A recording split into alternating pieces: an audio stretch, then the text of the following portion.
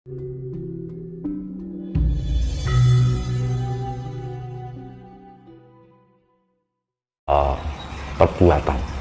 ya kan?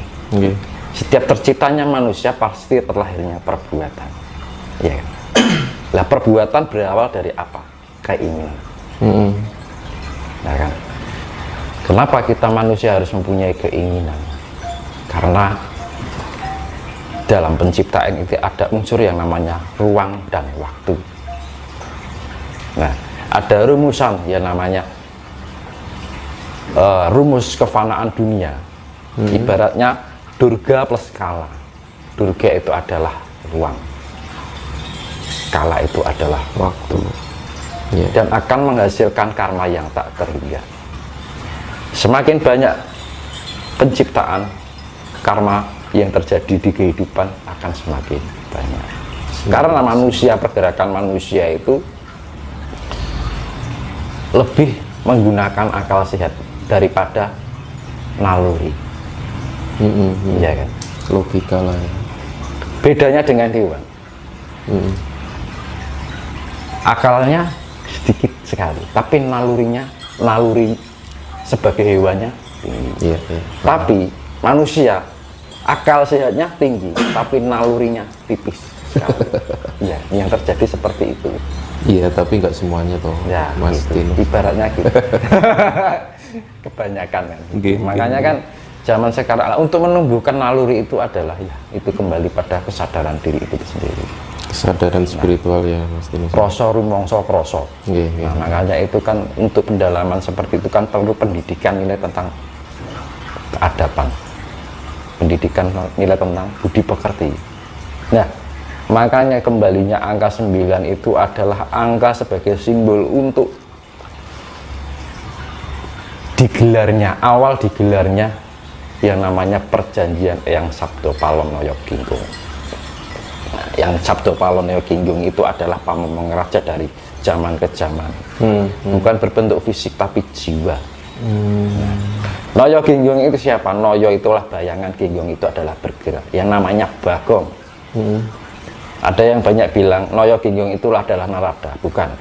Kalau menurut saya, apa yang saya lihat, Noyo Ginggung itu adalah Bagong. Sudah ada dalam pewayangan Sanepanya juga ada. Semar, Bagong itu adalah bayangan dari Semar. Kan? Makanya namanya Bagong karo Semar dimanapun tetap berada. Karena apa? Ya sama seperti kita tidak selalu jauh dari bayangan kita sendiri.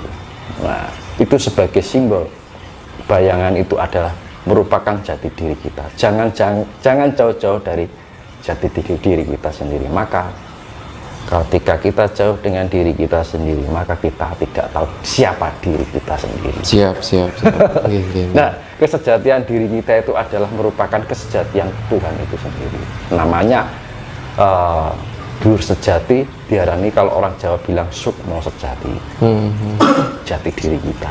Makanya orang yang belum bisa mengenal jati dirinya, berarti dia belum paham dengan keberadaan Tuhan yang sebenarnya. Karena Tuhan sifatnya tunggal, tidak sifatnya ganda. Karena sifat maka dibilang sejati, sang maha tunggal. Karena kebenaran Tuhan sifatnya itu tunggal, tidak bisa ganda. Betul. Makanya zaman sekarang itu keyakinan dibatasi dengan ajaran ini, kok pandangannya tentang ketuhanan kok beda. Padahal kesejatian Tuhan, kebenaran Tuhan itu sifatnya tunggal, tidak bisa ganda. Lah, makanya kembalinya ajaran Jawa yang namanya budi pekerti Jowo itu mengajarkan tentang ketuhanan yang sifatnya benar-benar tunggal. Apapun bentuk jalan perjuangan seseorang, entah itu langkah, tidak ada perbedaan namanya penyebutan atau sosok yang disebut Tuhan itu sendiri. Karena Tuhan kita ada yang bilang, kamu misalkan antara ajaran satu, kamu Tuhanmu siapa, kamu Tuhan siapa, ya seolah-olah kita diciptakan dari sumber yang berbeda. Nah, gitu kan. Padahal kita diciptakan dari sumber yang sama. Ya kan. Karena Tuhan itu sifatnya mengadakan, memelihara dan menyempurnakan. Mengadakan dari tidak ada menjadi ada. Ketika ada kita harus dihidupkan, ya kan. Dihidupkan bagaimana untuk biar hidup biar sempurna, makanya disempurnakan dengan apa? Ya perjalanan kita sendiri. Kita harus tahu bayang-bayang diri kita terlebih dahulu. Saya kembalikan yang namanya Noyo Ginggong.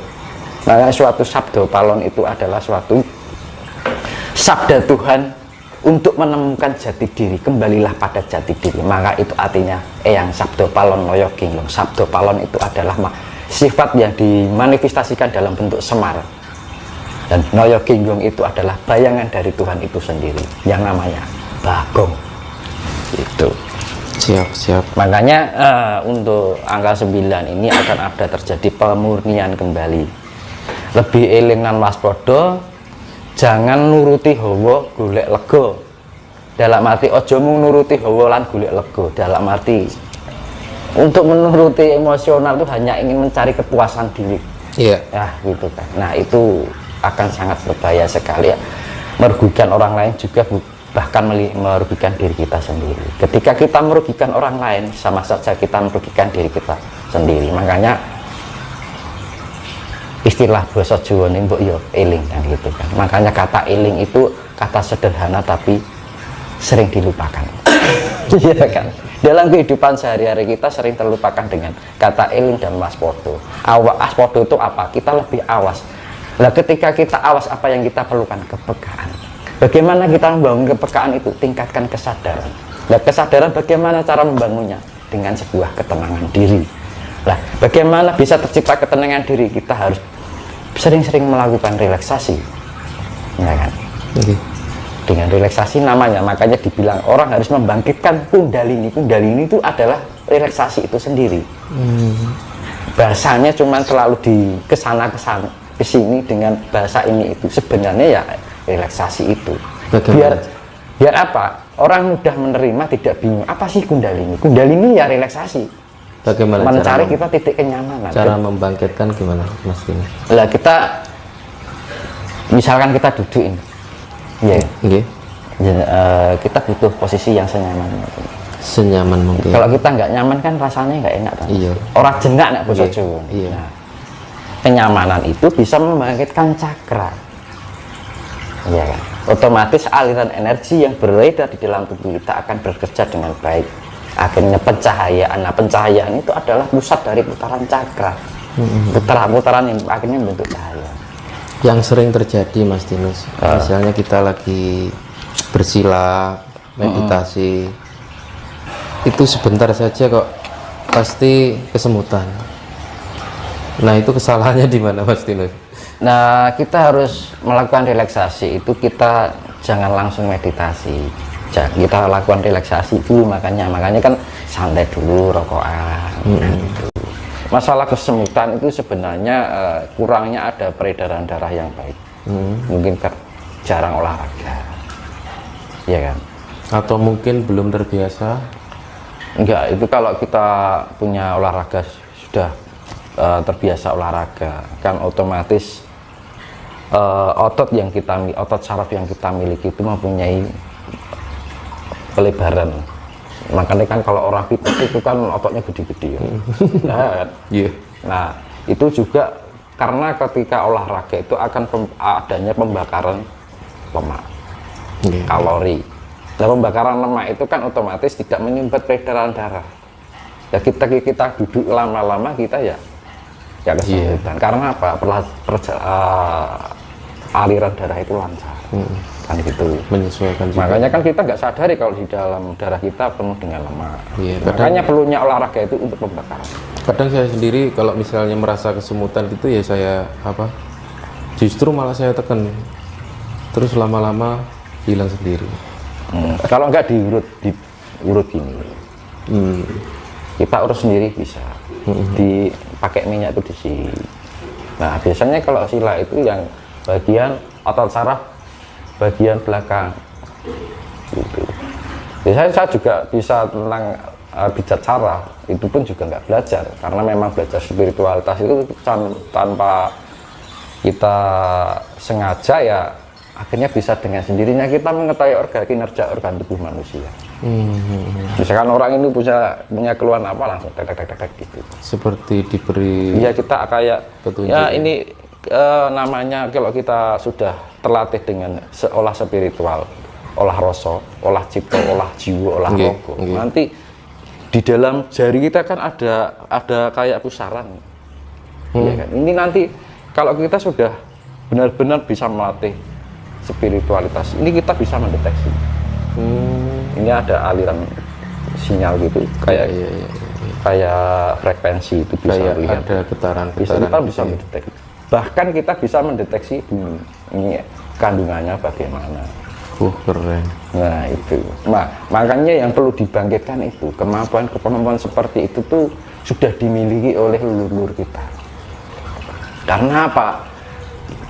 Orang leluhur kita dulu itu lebih mengutamakan isi daripada wadah, Betul. mempercantik isi. Makanya tidak heran jika mempunyai kelebihan yang seperti itu. Ya karena dulu makanya sifatnya lebih murni juga, kemurniannya masih terjaga. Iya. Dulu listrik juga belum ada. Iya kan? Jalan aja masih tanah kan? Nah, lebih prihatin. Loh, ini kan posisi gitu. Di saat mati lampu Iya. udaranya beda ya, suasananya, energinya lebih tenang pas mati lampu. Saya sering istilahnya mengalami kegelapan. Maksudnya suasana gelap. Ya kadang orang kaget dengan suasana gelap, tapi sebenarnya kalau misalnya dinikmati ya kegelapan itu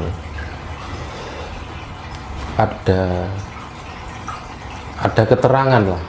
Iya, memang enak karena manusia zaman sekarang sudah ketergantungan segala sesuatu yang sifatnya enak. Iya kan? Jadi di dalam gelap itu Karena sudah pasti ketergantungan gitu. Nggih. Jenengan dulu nggak musim HP ya biasa aja toh. nggih, Coba sekarang nggak pegang HP karena sudah ketergantungan. iya. Ya sama aja, dulu belum ada lampu orang biasa aja. Zaman sekarang nggak ada lampu bingung. Ya kan?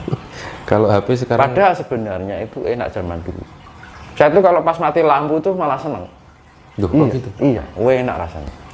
Suasana. Karena ketika kita mampu membaca dengan kepekaan kita mampu membaca alam. Ketika pas mati lampu itu, enaknya sekali. Karena suasana seperti itu yang jarang sekali terjadi sekarang, iya kan. Coba satu kota dimatiin lampunya semua, rasanya bagaimana kan gitu. Orang gelisah karena tidak bisa ngapa-ngapain. Tapi bagi orang yang bisa ada pendekatan dengan alam, senang banget mas.